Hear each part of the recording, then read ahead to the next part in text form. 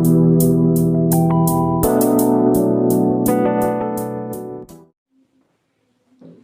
बेटा देखिए,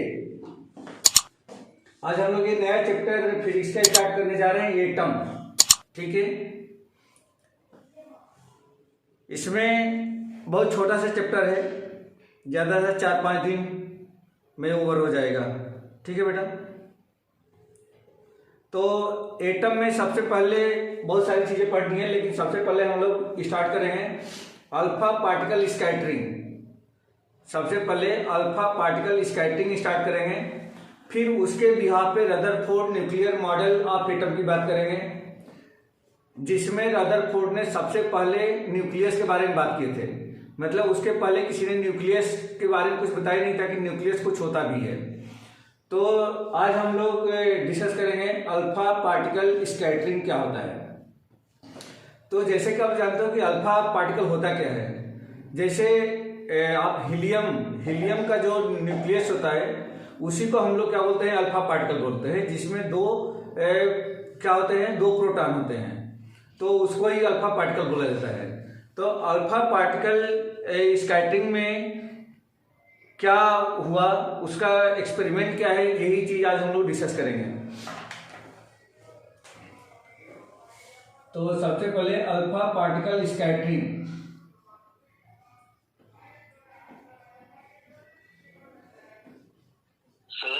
हाँ बेटा बोलिए। चार्ज ऑफ प्रोटॉन और चार्ज ऑफ न्यूट्रॉन में, हाँ सर चार्ज ऑफ प्रोटॉन और चार्ज ऑफ इलेक्ट्रॉन में क्या माइनस का डिफरेंस होता है? हाँ, प्रोटॉन और इलेक्ट्रॉन में सिर्फ साइन का ही डिफरेंस होता है। प्रोटॉन पॉजिटिव और इलेक्ट्रॉन नेगेटिव, मैग्नीट्यूड सेम होता है। Okay sir. हाँ, मैग्नीट्यूड सेम होता है। जितना चार्ज प्रोटॉन पे होता है ठीक उतना ही चार्ज इलेक्ट्रॉन पे होता है। तो देखिए बेटा, अल्फा पार्टिकल स्कैटरिंग एक्सपेरिमेंट ये सबसे पहले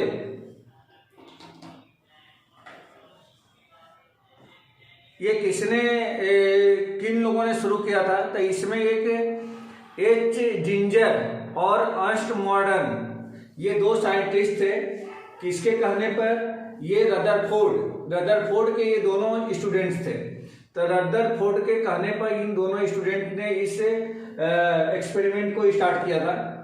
और जो रदरफोर्ड थे एक तरीके से जे थॉमसन का नाम सुना होगा, जे थॉमसन के स्टूडेंट थे। तो ये एक्चुअल में स्टार्टिंग यहीं से हुई थी। कभी कभी ये जिंजर और मॉडर्न का एक्सपेरिमेंट कहा जाता है, तो कभी कभी रदरफोर्ड का एक्सपेरिमेंट कहा जाता है, तो कभी कभी चारों का नाम आ जाता है, जे थॉमसन, रदरफोर्ड या जिंजर और मॉडर्न का, इन सबका नाम आ जाता है। तो आप लोगों को इसमें कंफ्यूज नहीं होना है, ये सब लोगों ने मिल करके ही इस एक्सपेरिमेंट को इन लोगों ने किया था, क्योंकि इस एक्सपेरिमेंट में कुछ बहुत ज्यादा कंफ्यूजन थे, तो इस एक्सपेरिमेंट को ये बार बार रिपीट कर रहे थे। तो यहाँ पे चलिए हम लोग देखते हैं कि इस एक्सपेरिमेंट में इन लोगों ने किस तरीके से सेटअप बनाया था और उससे इन लोगों ने क्या ऑब्जर्वेशन निकाला, उसका क्या रिजल्ट निकाला, वो आज हम लोग डिस्कस करेंगे। तो देखिए बेटा, सबसे पहले इन लोगों ने क्या करा, एक अल्फा पार्टिकल लिया और उस अल्फा पार्टिकल को कुछ इस तरीके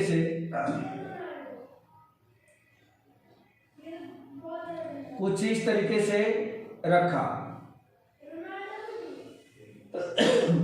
यहां पे अल्फा पार्टिकल को बीच में इसके रखा, यहां पे, और यहां से अल्फा पार्टिकल निकल रहे थे। अल्फा पार्टिकल चारों डायरेक्शन में यहां से इमिट हो रहे थे।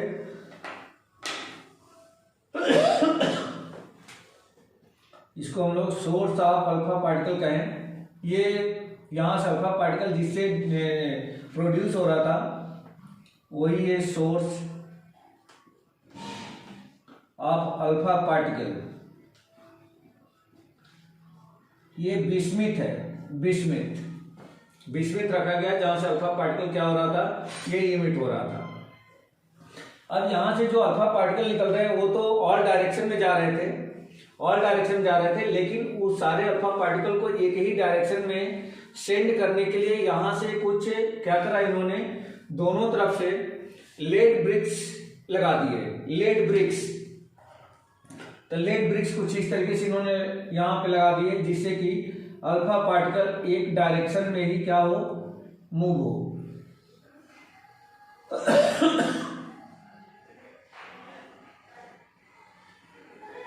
इस तरीके से लेड ब्रिक्स लगा दिए इन्होंने।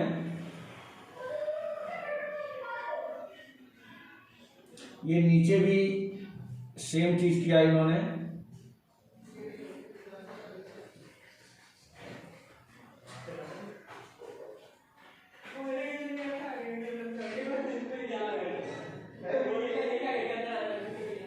और अब अल्फा पार्टिकल निकल करके सीधे एक स्ट्रेट लाइन में आगे जाने लगा।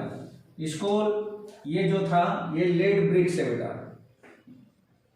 Lead BRICS. अच्छा, जो अल्फा पार्टिकल है, इस अल्फा पार्टिकल की एनर्जी जो है, यानी कि energy of alpha particle, energy of alpha particle, ये इसका एक रेंज है। वह एनर्जी कितनी थी, तो 5 मेगावाट से 5 मेगावाट से लेकर के 7.7 मेगावाट तक इन अल्फा पार्टिकल्स की एनर्जी थी। अब यहां से अल्फा पार्टिकल निकल करके सीधे इस डायरेक्शन में इस तरह से ये मूव करने लगे। एक्चुअल में निकलने के लिए तो हर डायरेक्शन निकल रहे थे, लेकिन उनको एक ही डायरेक्शन में ले जाने के लिए ये लेड ब्रिक्स लगाया गया, जिससे कि ये इनका डायरेक्शन एक फिक्स डायरेक्शन हो जाए और इसी डायरेक्शन में ये अल्फा पार्टिकल मूव करे। आगे इन्होंने क्या करा, यहाँ पे आगे एक गोल्ड फॉइल लगा दिया, गोल्ड फॉइल। इस तरह से ये गोल्ड फॉइल लगाया इन्होंने यहाँ पे। ये गोल्ड फॉइल लगाया,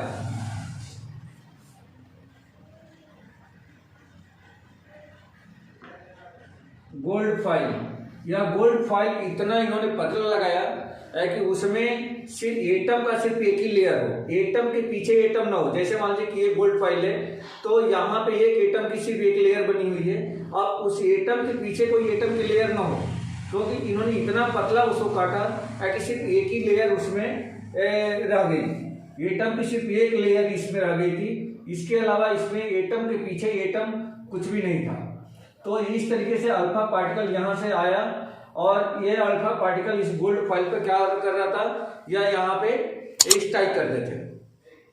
अब ये थीन जो गोल्ड फॉइल है, इसकी जो रेंज थी वह 10⁻⁻6 मीटर से 10⁻⁸ मीटर की थी। यह गोल्ड फॉइल की जो रेंज है, मतलब थिकनेस, इसकी थिकनेस जो है 10⁻⁻6 मीटर से लेकर के 10⁻⁸ मीटर तक, ये इसकी थिकनेस बहुत कम थिकनेस है। 10⁻⁸ से 10⁻⁶, ये बहुत ही कम थिकनेस है। अब यहाँ से अल्फा पार्टिकल जो आगे जा रहे थे, यह अल्फा पार्टिकल को डिटेक्ट करने के लिए एक यहाँ पे स्क्रीन लगाई गई थी। वह कौन कैसी स्क्रीन थी, तो सर्कुलर स्क्रीन थी। यह सर्कुलर एक स्क्रीन लगाई गई थी और कुछ इस तरह से बहुत बड़ी स्क्रीन लगाई गई थी। ऐसा एक सर्कुलर स्क्रीन लगाई गई थी। ये सर्कुलर स्क्रीन है। इस सर्कुलर स्क्रीन पर जब ये अल्फा पार्टिकल जाकर के स्ट्राइक करता, तो यहाँ पे लाइट प्रोड्यूस कर रहा था, लाइट प्रोड्यूस करता था। और इसको डिटेक्ट करने के लिए कुल कितने अल्फा पार्टिकल या किस जगह पे अल्फा पार्टिकल स्कैटर हो रहे हैं, उसको पता करने के लिए इस पे एक मूवेबल माइक्रोस्कोप लगाया गया। इसको हम लोग डिटेक्टर माइक्रोस्कोप कह सकते हैं। और ये जो स्क्रीन थी, या स्क्रीन किसकी बनी हुई थी, तो ZNS की स्क्रीन थी। ये जो स्क्रीन बनी हुई है, या ZNS की स्क्रीन थी, जिंक सल्फेट की।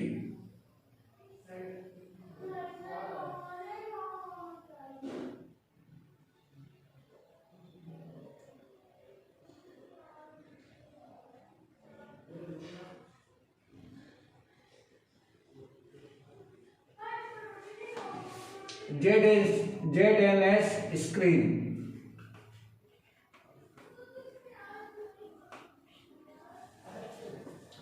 और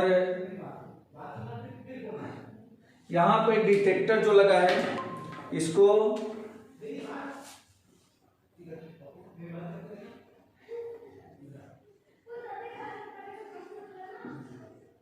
डिटेक्टर माइक्रोस्कोप, डिटेक्टर माइक्रोस्कोप। अब यहां से अल्फा पार्टिकल देखो, अल्फा पार्टिकल सीधे भी जा रहे थे, लेकिन ये अल्फा पार्टिकल इस तरीके से किसी एंगल पे भी जा रहे थे, ये एंगल पे भी जा रहे थे। इस एंगल को मैं थीटा बोल रहा हूं। ये इस डायरेक्शन में भी अल्फा पार्टिकल जा रहे थे, इधर भी जा रहे थे, और भी बहुत सारी जगह जा रहे थे। अल्फा पार्टिकल कुछ इधर भी आ रहे थे, कुछ इधर भी आ रहे थे।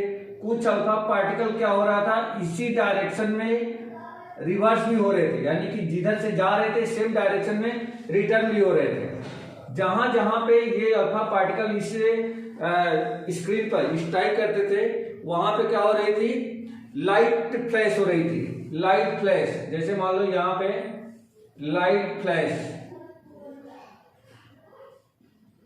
हर जगह, यहां पे भी आ रहा है, यहां भी लाइट फ्लैश हो रहा है, यहां पे लाइट फ्लैश, हर जगह ये लाइट फ्लैश हो रही थी। और ये जो माइक्रोस्कोप है इसको हम पूरे स्क्रीन पर कहीं भी मूव करा सकते हैं और उसको देख सकते हैं कि अल्फा पार्टिकल कितने एंगल पर वह यहाँ पे स्ट्राइक कर रहा है। ठीक है बेटा, तो ये माइक्रोस्कोप यहाँ पे लगा हुआ है, इसकी हेल्प से हम लोग इसको चेक करें।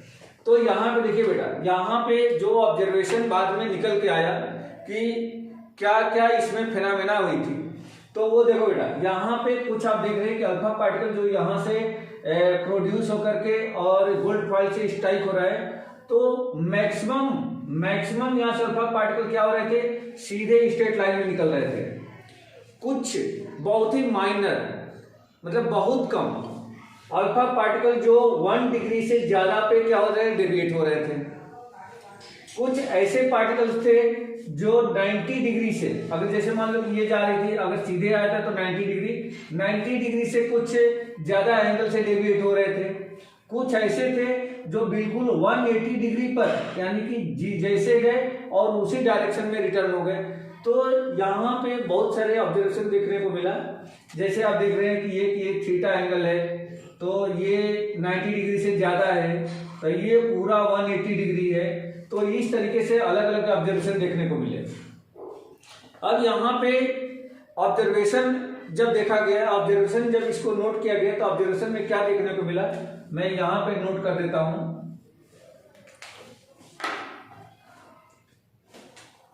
पहला ऑब्जर्वेशन ये हमें मिला कि मोस्ट ऑफ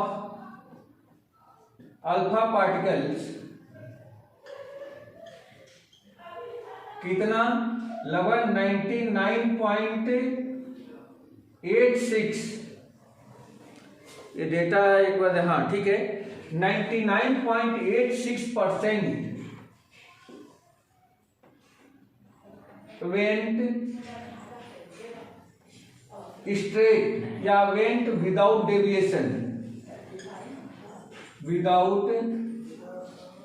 डेविएशन, जो बिल्कुल डेविएट नहीं हुए, सीधे सीधे ऐसे निकल गए। मतलब इस पे 0 डिग्री पे थीटा इक्वल टू कितना एंगल बनाए, वो 0 डिग्री, सीधे के सीधे निकल गए, कोई भी उसमें किसी प्रकार का कोई डेविएशन नहीं हुआ। और इनकी संख्या बहुत ज्यादा थी, कितना थी, लगभग 99.86%।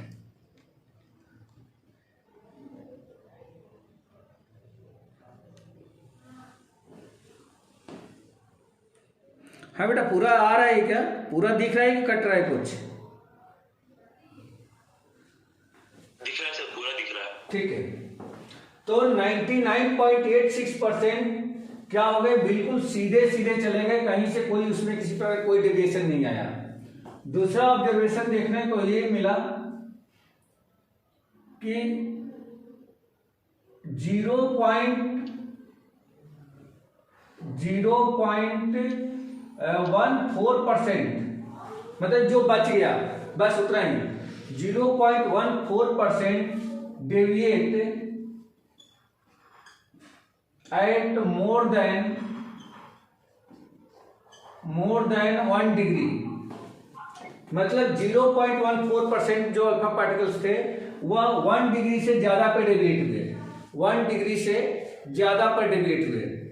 तीसरा जो ऑब्जर्वेशन इसमें देखने को मिला कि 1 in 8000, मतलब 8000 अल्फा पार्टिकल में से कोई एक पार्टिकल ऐसा देखने को मिला डेविएट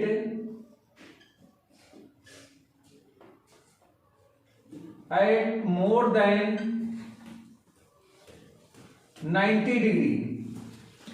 8000 अल्फा पार्टिकल में से कोई एक पार्टिकल ऐसा देखने को मिला जो 90 डिग्री से ज्यादा पे डेविएट हुआ। लेकिन वो कितने पार्टिकल देखने को मिले? 8000 में से कोई एक, 8000 में से कोई एक। और जो चौथा ऑब्जर्वेशन मिला वो बहुत ही इंपॉर्टेंट ऑब्जर्वेशन था, 1 in 10 to the power 6 alpha particles return on same path, that means at 180 degree, मतलब कि गए और सेम उसी पाथ पे क्या हो गए, वो रिटर्न हो गए। मैंने ये ही बताया, ये थोड़ा सा जरूर अलग अलग दिख रहा है, लेकिन एक्चुअली मैं एक ही पे खींच देते तो समझ नहीं आता, तो इसलिए मैंने थोड़ा सा नीचे बताया है। लेकिन जिस रास्ते पे गए तुरंत टकरा करके सीधे डायरेक्शन में और नीचे की तरफ आ गए। तो यहाँ पे हम लोगों ने ये देख लिया कि इस तरीके से कुछ ऑब्जर्वेशन हमें देखने को मिल रहा है। अब यहाँ पे 1 in 10 power 6 का मतलब कि 1 मिलियन या एक तरीके से हम 10 लाख की बात कर रहे हैं। 10 लाख अल्फा पार्टिकल में से एक अल्फा पार्टिकल क्या हो रहा है, सीधे सेम डायरेक्शन में रिटर्न हो जाता है।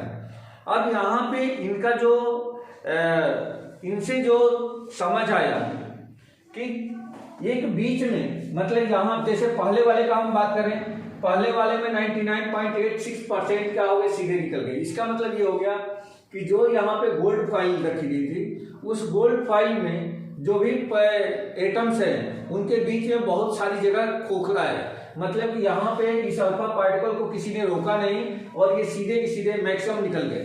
तो पहली बात ये समझ में आ गई है कि बहुत ज्यादा ये खोखला है। दूसरा, 0.1% of deviate at more than 1 degree, 1 degree से ज्यादा पर 0.1% क्या हो रहे हैं, डेविएट हो रहे हैं। कहने का मतलब ये हो गया इसमें कि बीच में कोई एक ऐसी छोटी जगह है जहां पे कुछ ऐसे पार्टिकल हैं जो पॉजिटिव हैं, और वो क्या कर रहा है, अल्फा पार्टिकल ऑलरेडी क्या होता है, ये पॉजिटिव होता है, मतलब कि हीलियम का जो न्यूक्लियस होता है उसी को अल्फा पार्टिकल बोलते हैं। तो हीलियम पे 2 पॉजिटिव साइन लगे रहते हैं, क्योंकि उसका एटॉमिक नंबर कितना होता है, 2। तो एटॉमिक नंबर 2 अगर होता है तो प्रोटॉन की संख्या भी 2 होगी। तो यहाँ पे अल्फा पार्टिकल भी पॉजिटिव है, और ये अगर 1 डिग्री से ज्यादा पे डेविएट हो रहे हैं, यानी कि ये जा रहा है, तो उसको कोई एक ऐसी चीज है जो उसको रिपेल कर रही है, और रिपेल करके उसको दूसरे डायरेक्शन में क्या कर रही है, मोड़ रही है, उसको डाइवर्ट कर रही है। तो यहाँ पे कोई एक ऐसी जरूर चीज है जो पॉजिटिव है। फिर यहाँ पे तीसरा ऑब्जर्वेशन देखा कि 1 in 8000 deviate at more than 90 degree, 90 degree से ज्यादा पे डेविएट हो रहा है, मतलब कि वो जो जगह है वह बहुत छोटी है, जो पॉजिटिव जगह है वो बहुत छोटी है, और जैसे ही अल्फा पार्टिकल उससे जा रहा है वो टकरा करके दूसरे डायरेक्शन में आ जा रहा है, जो कि एक ऑब्ट्यूज एंगल पे वो डेविएट हो रहा है। और लास्ट वाला जो ये ऑब्जर्वेशन था, इससे ये पता चला कि जो बीच में जो पॉजिटिव चीज है जिसकी वजह से अल्फा पार्टिकल डेविएट हो रहे हैं वो बहुत ही स्ट्रांग है, मतलब अल्फा पार्टिकल उसको क्या नहीं कर पा रहा है, उसको पार करके दूसरी तरफ नहीं जा पा रहा है, मतलब बहुत ज्यादा वो सॉलिड है। तो वो जगह बहुत छोटी है लेकिन बहुत ज्यादा सॉलिड है, जिससे कि कोई अल्फा पार्टिकल जाकर के अगर उसे टकरा रहा है तो सेम उसी डायरेक्शन में क्या हो जा रहा है, वो रिटर्न हो जा रहा है, और उसी प्लेस को, उसी पॉजिटिव जो चीज थी उसी को बाद में न्यूक्लियस नाम दिया गया है, जो कि न्यूक्लियस होता है। ठीक है, मतलब किसी भी एटम का जो न्यूक्लियस होता है बहुत ही स्ट्रांग होता है। तो तो उसी को बाद में न्यूक्लियस नाम दिया गया। तो ये कुछ इनके ऑब्जर्वेशन थे। और भी कुछ चीजें अब यहाँ पे हम लोग देखेंगे कि नंबर ऑफ अल्फा पार्टिकल कैसे हम लोग इसको फाइंड आउट कर सकते हैं, और ये जो ऑब्जर्वेशन है इस ऑब्जर्वेशन के बिहाफ पे इसका जो ग्राफ आएगा वो किस टाइप का ग्राफ आएगा। बेटा ये समझ में आ गया क्या? थोड़ा सा रफ करना पड़ेगा इधर से। हाँ बेटा बोलो। सर मेरे को इसमें डाउट था सर, लास्ट वाला ऑब्जर्वेशन। हाँ बोलो बोलो में बोलो। सर हमने जो माइक्रोस्कोप डिटेक्टर लगाया है ना, हाँ हाँ सर वो एकदम मतलब 180 डिग्री पे तो नहीं लगाया, थोड़ा वहां पर गैप है। नहीं नहीं, ये मूवेबल है। ये तो जैसे मैंने लगाया यहाँ बना दिया है, बट ये क्या हो रहा है, ये जो माइक्रोस्कोप है ना, ये पूरे आप यहाँ से यहाँ तक, ये बहुत छोटा होल रहता है, यहाँ से सिर्फ अल्फा पार्टिकल जाने के लिए, नहीं तो ये पूरा एक तरीके से क्या है, पूरा एक सर्कुलर स्क्रीन है, ये पूरी सर्कुलर स्क्रीन है, बस एक छोटा सा होल है। और ये डिटेक्टर को पूरा कहीं भी आप इस स्क्रीन पे मूव करा सकते हैं, पूरे स्क्रीन पे, यहां से लेकर के इधर पूरे स्क्रीन पे आप मूव करा सकते हैं। ठीक है सर, जो वो 1 अल्फा पार्टिकल फिर पता कैसे चला वो? ये वाला अल्फा पार्टिकल, ये वाला ना, ये जो रिटर्न हो रहा है। Yes sir. हाँ, तो ये डिटेक्टर को इन्होंने घुमा घुमा करके चारों तरफ देखा, ये यही इनका ऑब्जर्वेशन था एक्चुअली। इसी चीज के लिए ये बार बार ये ऐसे ही आ रहा था। जब ये लोग बार बार एक्सपेरिमेंट करते थे तो ये देखते थे कि मैक्सिमम अल्फा पार्टिकल उधर चले जा रहे हैं और कुछ अल्फा पार्टिकल इस टाइप के सिनेरियो दे रहे हैं। तो इसी को चेक करने के लिए बार बार ये एक्सपेरिमेंट रिपीट कर रहे थे। पहले तो रदरफोर्ड किए, फिर उन्होंने अपने स्टूडेंट से करवाए, इसी चीज को पकड़ने के लिए कि हाँ ऐसा क्यों हो रहा है, और अगर ऐसा हो रहा है तो क्या कहीं अपने से गलती हो रही है कि रियल में ऐसा ही हो रहा है। तो ये बाद में पता चला कि नहीं, ये एक्चुअल में ऐसा ही हो रहा है कि कुछ ही पार्टिकल जो है, जैसे 10⁶ अल्फा पार्टिकल में से एक पार्टिकल ऐसा है जो रिटर्न हो रहा है। मतलब ये जो प्लेस है जहां से वो स्ट्राइक कर रहा है और स्ट्राइक करके तुरंत उसी डायरेक्शन में रिटर्न हो रहा है, वह बहुत छोटी जगह है, वो बहुत छोटी प्लेस है, जिसको इन्होंने बाद में न्यूक्लियस बोला। तो ये कैसे पता चला? इस माइक्रोस्कोप को ये पूरा ये टर्न करा सकते हैं, ये मूवेबल है।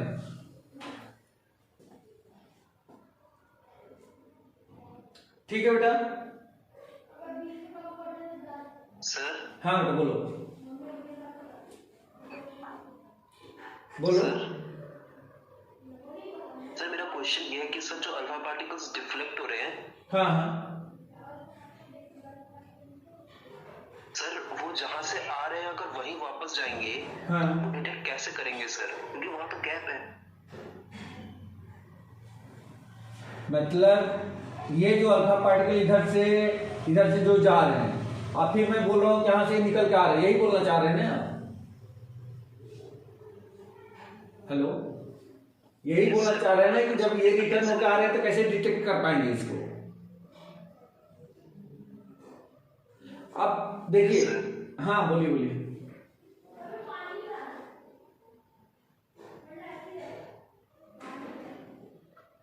बोलो बेटा।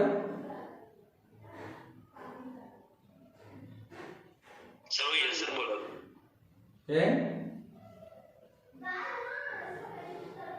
जयेश यस सर ही बोल रहा था, वो यस सर बोल रहा था। अच्छा यस सर बोल रहा था, हालांकि कुछ पूछ रहा है। चले ठीक है। तो इसमें यही है कि ये जो स्क्रीन आप चले यहाँ तो आपने बोर्ड पे देख रहे हैं, लेकिन ये कुछ ऐसा इनका सेटअप था जिसकी वजह से ये लोग क्या कर रहे थे, इस माइक्रोस्कोप की वजह से ये सारे अल्फा पार्टिकल्स को ये इस डायरेक्शन में भी जा रहे हैं, हर डायरेक्शन में जा रहे हैं, तो मतलब अल्फा पार्टिकल को ये डिटेक्ट कर पा रहे थे इस माइक्रोस्कोप की वजह से, और इन्होंने ये रिजल्ट निकाला। ठीक है बेटा? अब यहाँ पे ये देखना है कि इनके बिहाफ पे इसका ग्राफ कैसा मिला, वो पहले हम लोग ग्राफ डिस्कस कर लें, फिर और भी इसके जो ऑब्जर्वेशंस हैं वो सारी चीजें हम लोग डिस्कस करेंगे। ये रफ करूं बेटा, इधर से रफ कर दूं क्या थोड़ा सा?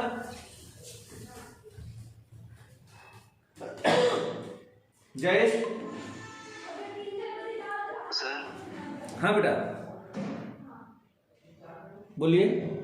सर मैं ये पूछ रहा हूँ कि सर वो जो अल्फा पार्टिकल अगर उधर से आएगा हाँ सर, तो वहां तो थोड़ी गैप होगी ना, मतलब थोड़ी सी एकदम। हाँ, यहाँ पे गैप होगी ना। ये तो जो जा रहा है यहाँ से तो गैप तो होगी ही ना, तभी तो अल्फा पार्टिकल उधर जा रहा है और फिर उधर से आ रहा है। सर जो अल्फा पार्टिकल एक्चुअली डिफ्लेक्ट हो रहा है, वापस एकदम रिटर्न पाथ हो रहा है, उसको कैसे डिटेक्ट करेंगे? क्योंकि वहां तो माइक्रोस्कोप लेके नहीं जा सकता ना, गैप है वहां। देखिए एक्चुअल में इसी पाथ पे आने का क्या मतलब है, जैसे मान लीजिए कि जैसे अल्फा पार्टिकल इधर से ये जा रहा है, ये जा रहा है, और अगर मान लो कि यहाँ से अगर इस पाथ पे आ रहा है तो ये कोई जरूरी नहीं कि ठीक इसको कोइंसाइड करके आ रहा है। ये भी तो 80 डिग्री ही होगा ना, ये भी तो 80 डिग्री ही होगा। समझ में आ रहा है क्या? अब इसको हम लोग बोर्ड पे भले ही नहीं समझ पा रहे हैं, लेकिन ये जहाँ पे एक्चुअल में इंस्ट्रूमेंट लगाए होंगे, बनाए होंगे, तो ऐसा कुछ सिस्टम जरूर किए होंगे कि हाँ इस माइक्रोस्कोप को हम यहाँ पे ले जा सकते हैं और इधर से रिटर्न होने वाले अल्फा पार्टिकल को डिटेक्ट कर सकते हैं। ये ऐसा सिस्टम बना होगा, तभी तो इनको ये पता चला। अब यहाँ पे बोर्ड पे ये जरूर क्लियरिटी नहीं है कि हम इसको अगर मैं लेके इसके सामने आ जाऊंगा तो फिर अल्फा पार्टिकल जाएगा कैसे। समझ में आ रहा है क्या? लेकिन ये एक्चुअल में जब इंस्ट्रूमेंट होगा, एक्चुअल इंस्ट्रूमेंट होगा, तो वहां पे तो कुछ ना कुछ ऐसा सिस्टम होगा इसमें। ठीक है, हाँ। अब इस पे ग्राफ देखिए कि इस पे ग्राफ कैसा बना इसका।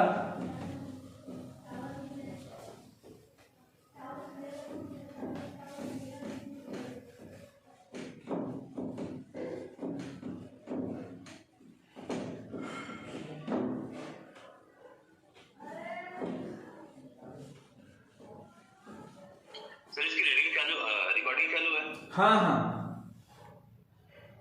तो इसका ग्राफ बनाने के लिए हम लोगों ने क्या ले लिया, जैसे इस पे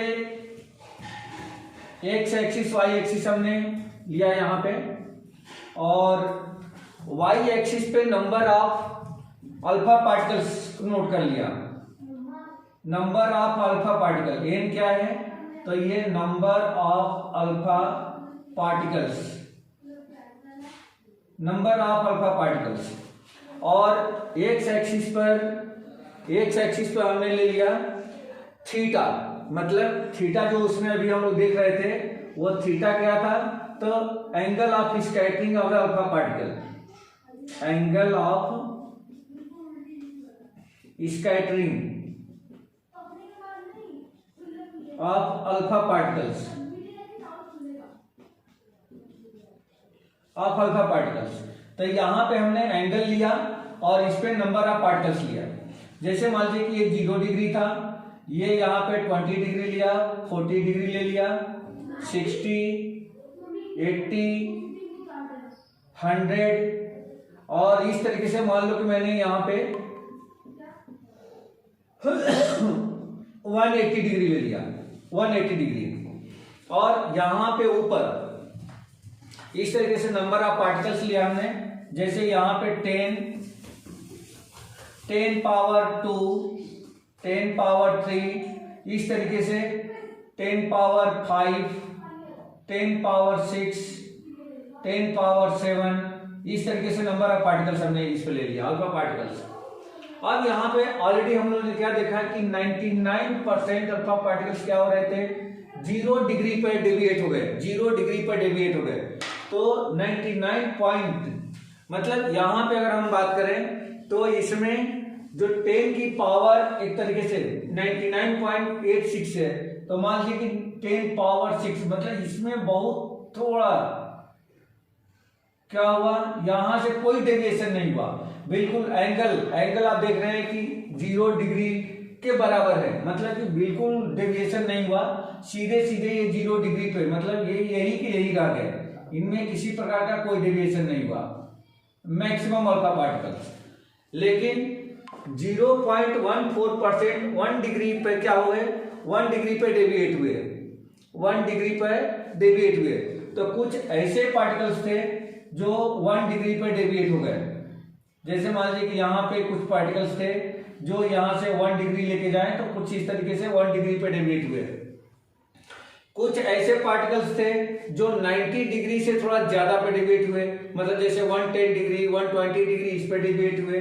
तो यहाँ पे अगर हम बात करें तो जैसे मान लीजिए कि कुछ ऐसे थे जो 90 डिग्री या कुछ ज़्यादा पे उसे डेविएट हुए, जैसे मान लीजिए कि 100 या कुछ ज़्यादा एंगल पे डेविएट हुए, और बहुत कम यानी कि लगभग 10 लाख में से एक अल्फा पार्टिकल ऐसा था जो 180 डिग्री पे डेविएट हुआ, तो मान लेते हैं कि वह अल्फा पार्टिकल बहुत ही कम जो कि 180 डिग्री पे आके डेविएट हुआ। अगर इसको मिलाया जाए तो ये कुछ ग्राफ इस तरह से आपको देखने को मिला, ये कुछ ग्राफ इस तरीके से मिला, ठीक है बेटा, ऐसा ग्राफ ये मिला। यहाँ पे जो नंबर ऑफ पार्टिकल्स फाइंड करने का जो फार्मूला बताया गया वह number of particles n equal to k into Z square whole upon में साइन की power 4 theta by 2, n equal to k Z square upon sine power 4 theta by 2। इस फार्मूले से हम लोगों ने number of alpha particles find किया, number of alpha particles n equal to k into Z square upon sine power 4 theta by 2। और इसमें theta k क्या है, where n is number of alpha particle, number of alpha particle, k is constant, z क्या है, तो z जो है atomic number and theta अभी बताया था मैंने, थीटा क्या है, तो यहां पे देखो angle of scattering of alpha particles, angle of scattering of alpha particles. तो इस फार्मूले से हम लोग number of alpha particles find out कर सकते हैं। ये सारी चीजें रख करके और थीटा यानी कि जितने एंगल पर वो डिविएट हो रहा है उस एंगल को इसमें रख दिया जाए तो ये हमें मिल जाएगा यहाँ पे कि कुल कितने अल्फा पार्टिकल डिविएट हो रहे हैं और किस डायरेक्शन में हो रहे हैं।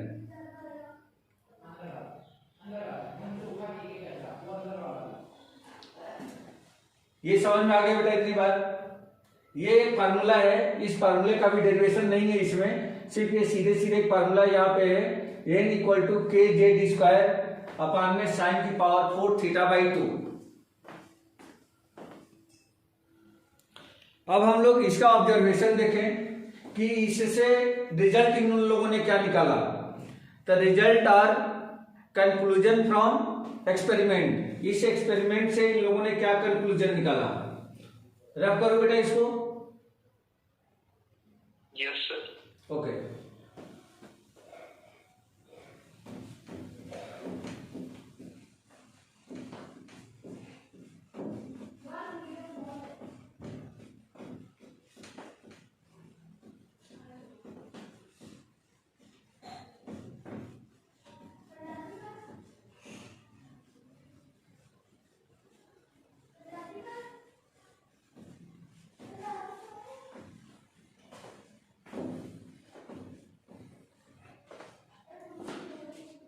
रिजल्ट आर कंक्लूजन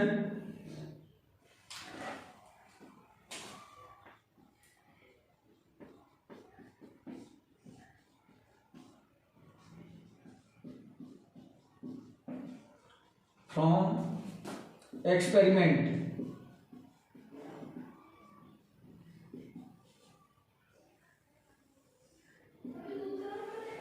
इसमें सबसे पहला जो रिजल्ट इन लोगों ने फाइंड आउट किया, most part of the atoms is empty space, मतलब जैसे कि 99.96% क्या हो रहे थे, सीधे सीधे चले जा रहे थे। तीनों ने बताया कि जो गोल्ड फाइल है उसमें से ज्यादा पार्ट क्या है, तो वह एम्प्टी है। The most of the atoms, most of the atoms is empty space.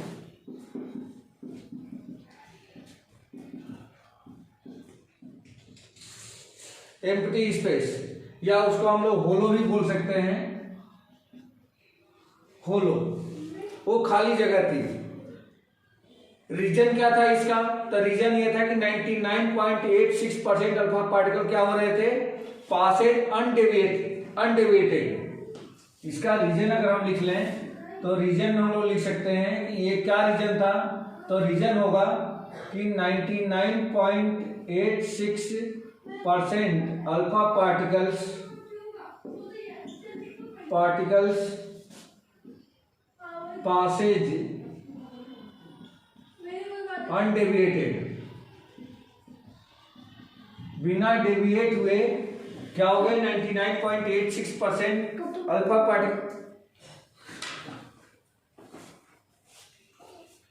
Alpha particle pass हो गए। इसलिए एटम का जो मैक्सिमम स्पेस था वो क्या था? एम्प्टी था, खाली था।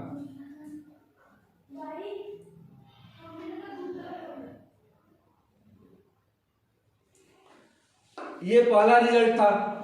दूसरे रिजल्ट में इन्होंने बताया कि there is some positive charge inside atom in a very small space.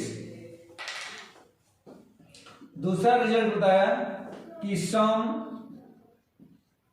मतलब जहां से क्या हो रहे थे कि कुछ ऐसे अल्फा पार्टिकल थे जो 1 डिग्री से ज्यादा पे क्या हो रहे थे? डेविएट हो रहे थे। मतलब कि कोई एक ऐसी जगह है जो पॉजिटिव चार्ज है, तो वही लिख रहा है कि there is some positive charge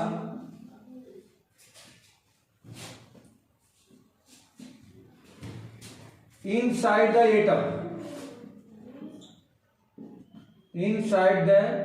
atom, atom के अंदर कुछ ऐसी जगह है या ऐसी कोई चीज है जो पॉजिटिव चार्ज है और इन ए वेरी स्मॉल स्पेस, लेकिन वो बहुत छोटा है। इन a very small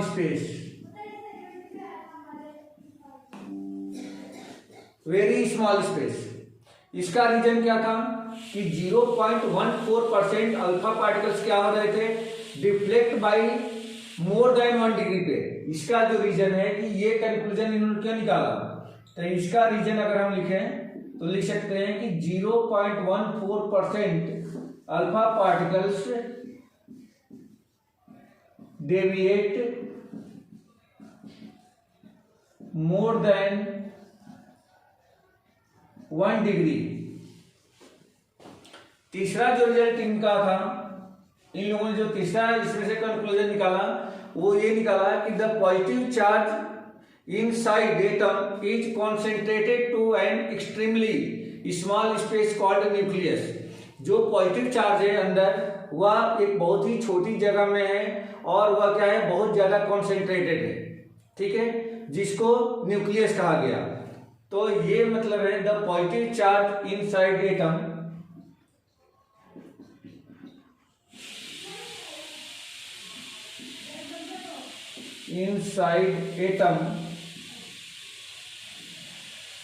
is concentrated to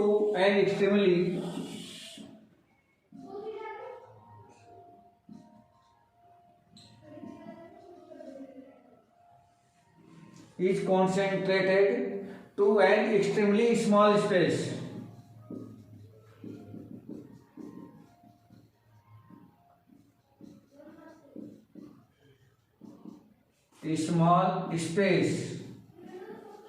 Called nucleus, उसको न्यूक्लियस कहा गया। मतलब जो पॉजिटिव चार्ज है वह बहुत छोटी है और बहुत ज्यादा कॉन्सेंट्रेटेड है, जिसको न्यूक्लियस कहा गया। और इसके लिए रीजन में हम लोगों ने क्या देखा कि 10⁶ अल्फा पार्टिकल में से एक ऐसा अल्फा पार्टिकल है जो 180 डिग्री पर क्या हो रहा है? डाइवर्ट हो रहा है, वह डेविएट हो रहा है। तो रीजन इसका भी हम लोग मेंशन कर सकते हैं। रीजन 1 in 10⁶ अल्फा पार्टिकल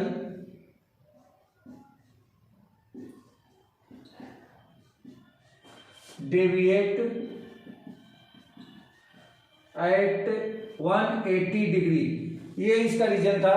इस रीजन की वजह से इन्होंने ये कंक्लूजन निकाला था कि जो स्मॉल स्पेस में एक पॉजिटिव चार्ज है वो बहुत ज्यादा क्या है, कॉन्सेंट्रेटेड है।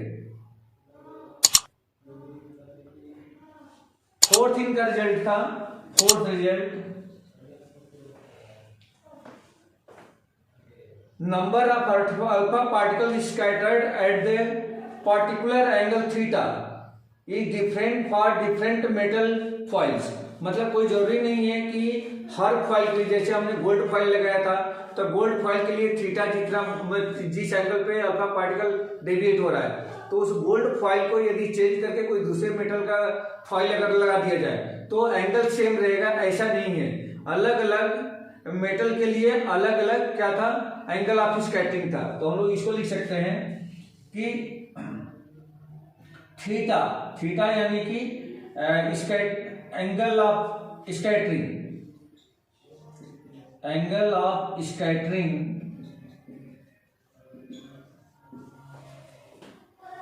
is different for different foil of metal, different foil of metals।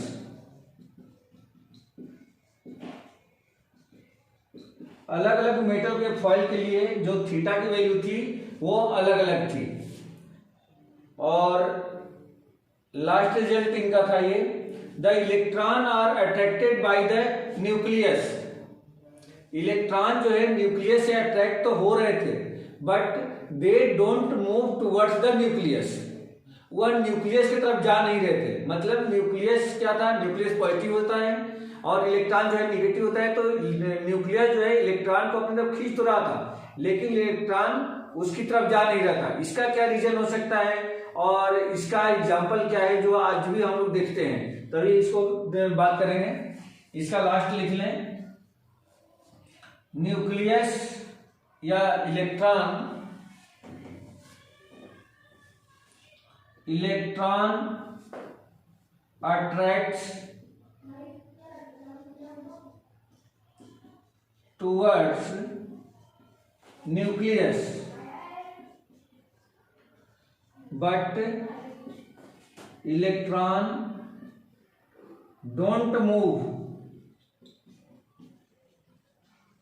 towards nucleus।